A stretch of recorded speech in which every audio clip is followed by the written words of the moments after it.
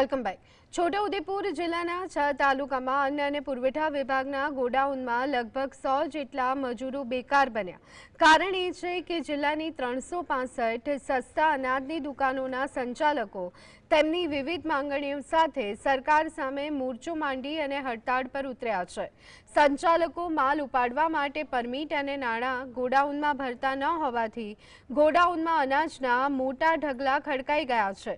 સ્થિતિ એવી છે કે હવે ગોડાઉનમાં નવું જથ્થો મૂકવાની પણ જગ્યા ઓછી પડી રહી છે।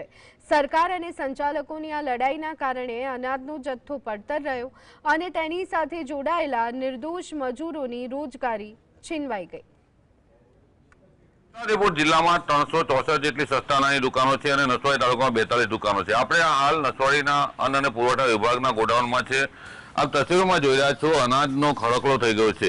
જ્યારે સસ્તા અનાજ સંચાલકો જે પરમિટ હોય છે તે પરમિટ બનાવતા નથી અને સસ્તા અનાજની દુકાનોમાં તાળા મારી દીધા છે। ત્યારે બીજી તરફ જોશો, આ મજૂરો છે, મજૂરો આજે રોજગારી વિના બન્યા છે, કારણ કે છેલ્લા 3 દિવસથી આ ગોડાઉનમાં નવા મહિનાનો જથ્થો સસ્તા અનાજ સંચાલકો ઉઠાવ્યો નથી। મજૂરોને રોજગારી મળતી નથી, મજૂરો હાલ બેકાર થયા છે। ગોડાઉનમાં જે મજૂરો ફરજ બજાવે છે તેઓ બીજી જગ્યાએ જઈ શકતા નથી। તેનું કારણ છે કે તેઓને ફરજિયાત હાજર રહેવાનું હોય છે।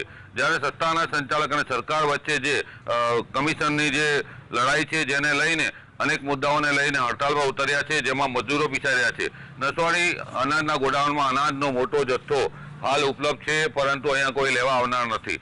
હવે ગોડાઉનમાં થોડી ઘણી જગ્યા રહી છે। હાલ સસ્તા અનાજ સંચાલકો વચ્ચે, સરકાર વચ્ચે જે મહાગાંઠ પડી છે અને જેને લઈને છોટાઉદેપુર જિલ્લામાં તમામ રેશન કાર્ડ ગ્રાહકોને આજે ત્રીજો દિવસ વીતી જવા છતાં અનાજનો જથ્થો મળ્યો નથી। કેટલાક ગરીબ પરિવારનો ચૂલા અનાજ ઉપર સળગતા હતા, તે પણ બંધ થવાના આરે આવ્યા છે। રફીક ધણીવાલા, GSTV, છોટાઉદેપુર।